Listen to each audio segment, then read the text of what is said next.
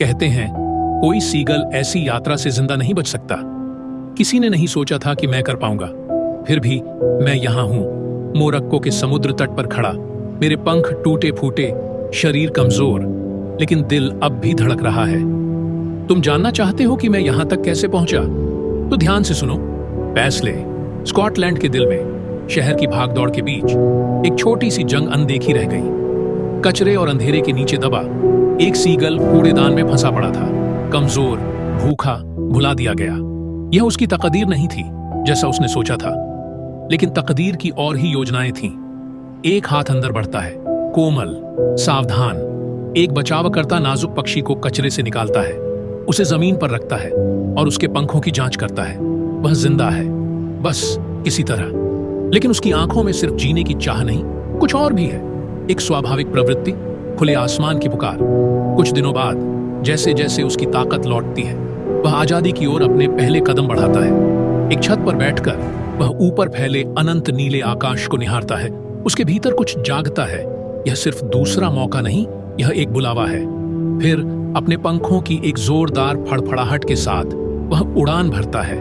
वह पैसले की छतों के ऊपर से गुजरता है, शहर को पीछे छोड़ते हुए समुद्र की ओर बढ़ता है। लेकिन यह कोई साधारण उड़ान नहीं, यह कुछ असाधारण की शुरुआत है। स्कॉटलैंड पीछे छूटता जाता है, जैसे वह तटरेखा के ऊपर से उड़ता है। लेकिन उसकी यात्रा तो अभी शुरू हुई है। हवाएं बदलती हैं, उसे और दक्षिण की ओर ले जाती हैं। पानी अनंत तक फैला हुआ है, एक अनजाना महासागर। तूफान आते हैं, उसकी हिम्मत की परीक्षा लेते हैं। भूख उसे मछली पकड़ने वाली नावों के ऊपर मंडराने को मजबूर करती है, जहां वह थोड़ा बहुत जो मिल सके चुरा लेता है। फिर भी वह आगे बढ़ता रहता है, मील दर मील, पंखों की हर एक फड़फड़ाहट के साथ। जैसे जैसे उसके नीचे की दुनिया बदलती जाती है, स्कॉटलैंड स्पेन बन जाता है। स्पेन भूमध्य सागर में समा जाता है। और फिर 3000 किलोमीटर की अविश्वसनीय यात्रा के बाद सुनहरी रेत, गर्म हवाएं, लहरों की आवाज जो उसने पहले कभी नहीं सुनी। अपनी आखिरी बची ताकत के साथ वह धीरे धीरे नीचे उतरता है और मोरक्को के सूरज से चूमे तटों पर उतर जाता है। स्थानीय लोग जिज्ञासा से उसे देखते हैं, एक सीगल जो उनके लिए अलग है, एक यात्री किसी दूर देश से आया हुआ।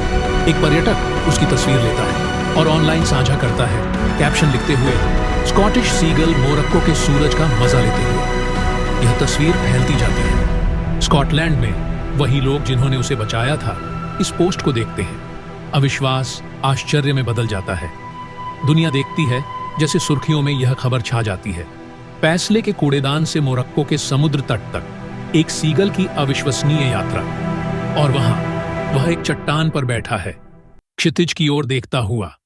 उसने आसमान को जीत लिया, असंभव को संभव कर दिखाया और यह साबित कर दिया कि सबसे छोटा जीव भी चमत्कार कर सकता है। लेकिन एक सवाल अब भी बाकी है, आगे कहां?